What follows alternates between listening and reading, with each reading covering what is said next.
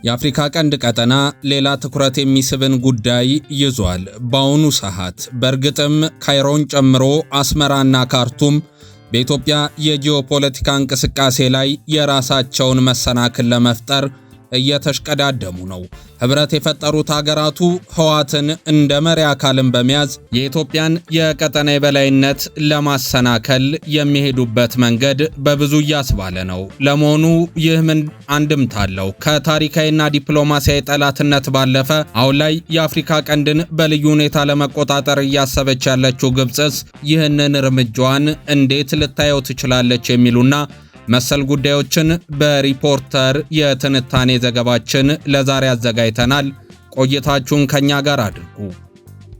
አፍሪካ ቀንድ ተወጥሯል። ታሪካዊ ባላንጣነት በሚዘወርበት በፋንዳሜንታሊዝም አስተምሮ ጽንፍ የረገጠ የሃይማኖት አልዮት በነገሰበት የኢትዮጵያን የቀጠናውን አንከር ስቴትነት ሚናን ለመንጠቅ በካይሮ ተቀማጮች አዲስ ትግል ተጀምሯል። ያዲያሎ ተቀማጮችን ከታሪካዊ ባላንጣቸውና በትጥቁ ዘመን ወዳጅ ነበሩ ተብለው ከሚታሰቡት የህወሓት ኦልድጋርዶች ጋር በአዲስ የስምምነት ወረቀት ለማጋባት ሽር ጉዳይ ያዘችው ካይሮ የፖለቲካ ጥገኛ ናት የምትላት ሱዳንን ባለውልሽ ፖለቲካ እያጫወተች ዳግም ወደ ኢትዮጵያ ማትራለች። ከሱዳን በላይ ሱዳንኑና በካርቱም የኢትዮጵያ ድሮኖች ጥቃት ፈጸሙ ለማለት ሴኮንዶች ያላባከነው የአልሲሲ መንግስት በኢትዮጵያ ላይ የፖለቲካ አለፍ ሲልም ወታደራዊ ግንባር ለመክፈት ዱብ ማለት ከጀመረም ከራርሟል። ወትሮም ስሙ ከግብሩ በሚጣጣመው በዚህ ባለ ብዙ መልክ ከባቢ ውስጥ የግብጽ ኢትዮጵያን ለማጥቃትና ለዓመታት እንዳደረገችው ሁሉ የውስጥ አመጽ ለራስ የፖለቲካ ቀጠና የበላይነት የመጠቀም አባዜ ዛሬ በአዲስ ገጽ ተከስቷል። ለዚህም በአፍሪካ ቀንድ በቅርብ ሳምንታት ውስጥ የታዩት ክስተቶች ከትግራይ ክልል የፖለቲካ ውጥረት አንስቶ እስከ ሱዳን ድንበር ተሻጋሪ ውንጀላዎች እንደ አጋጣሚ የታዩ ሳይሆኑ በካይሮ የሚመራና በባለ ብዙ ግንባር የተቀናጀ ኢትዮጵያ ላይ መነሳት ስትራቴጂ ውጤቶች ስለመሆናቸው የሚጠቁሙ ተጨባጭ መረጃዎችም ተከታትለው እየወጡ ነው።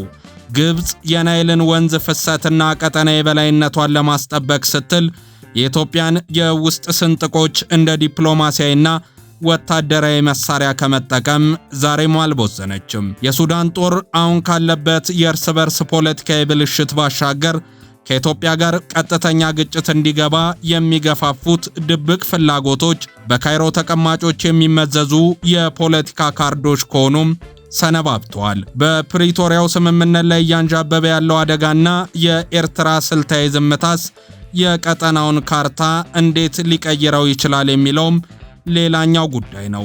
እነዚህና ሌሎች ተያያዥ ጥያቄዎችን በዝርዝር የሚዳስስ ሰፊ ትንታኔ ይዘን ቀርበናል። እንደ አውሮፓውያን አቆጣጠር ከሚያዝያ መጨረሻ እስከ ግንቦት መጀመሪያ 26 ያለው ጊዜ በአፍሪካ ቀንድ በተለይም በኢትዮጵያ የፖለቲካ አየር ውስጥ ብዙ ሁነቶችን ያስመለከተ ነበር።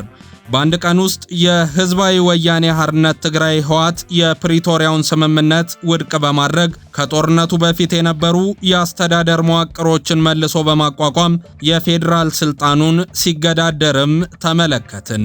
በዚያው ዕለት የሱዳን የሽግግር ሉዓላዊ ምክር ቤት የኢትዮጵያ ድሮኖች በካርቱም አቅራቢያ የሚገኙ ቦታዎችን መምታታቸውን በመጥቀስ በኢትዮጵያ ላይ ክስን አቀረበ።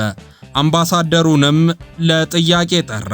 እንዲሁም ከግብጽና ከሳውዲ አረቢያ የፋይ ድጋፍን በመግለጫም አገኘ።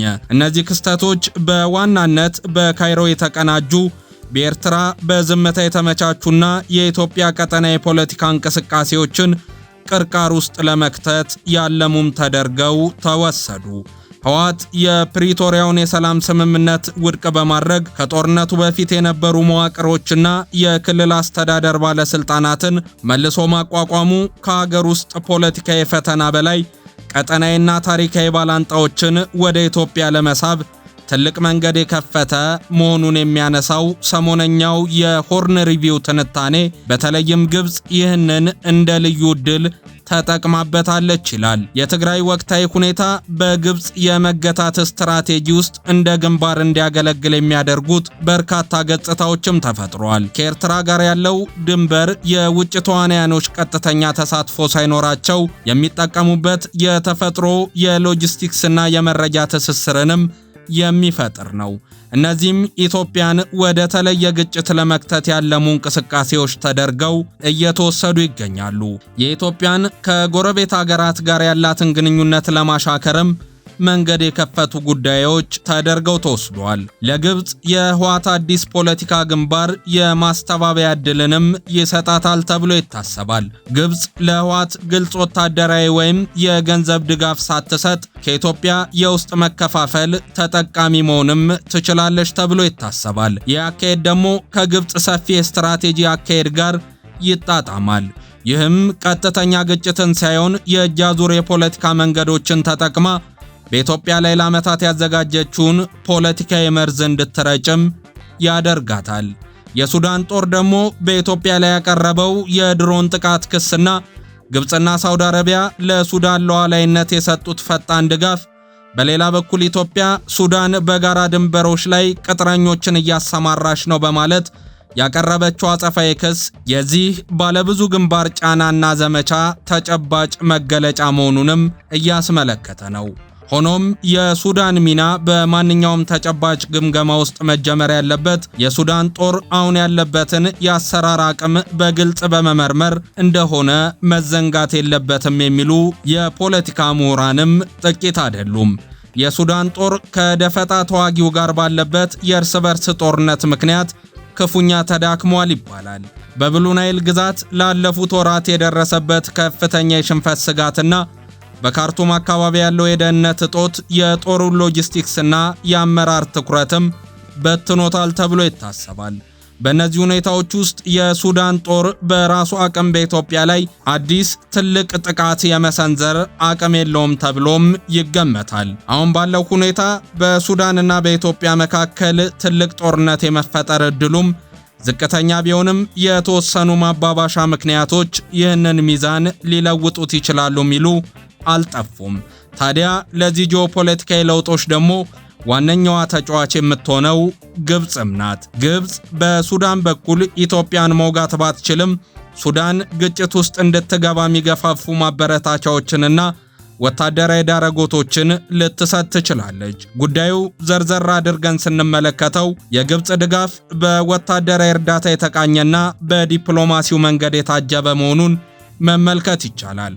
አንደኛው ዲፕሎማሲያዊ ጥበቃ ሲሆን ግብጽ በአረብ ሊግ በኩል ለሱዳን የምትሰጠው ድጋፍ የሱዳን ወታደራዊ አመራር የድንበር ውጥረትን ለመጨመር ቢመርጥ ከዓለም አቀፍ ትችት ይከላከልለታል ተብሎም ይታሰባል። ሁለተኛው ቁሳዊ ድጋፍ ነው።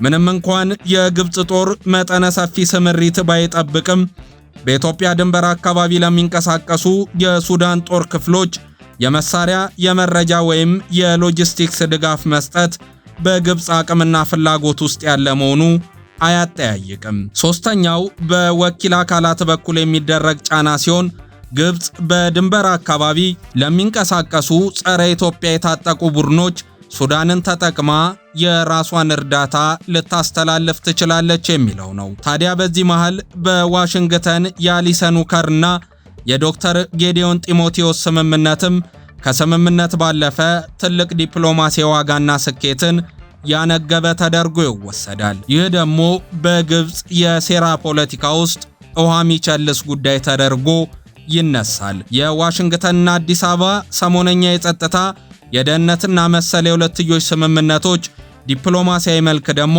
ኢትዮጵያ በቀጠናው ምንም አይነት የእጅ አዙር ከበባ ከካይሮ ዘንድ እንዳይደርስባት የሚያደርግ መሆኑ አያጠራጥርም።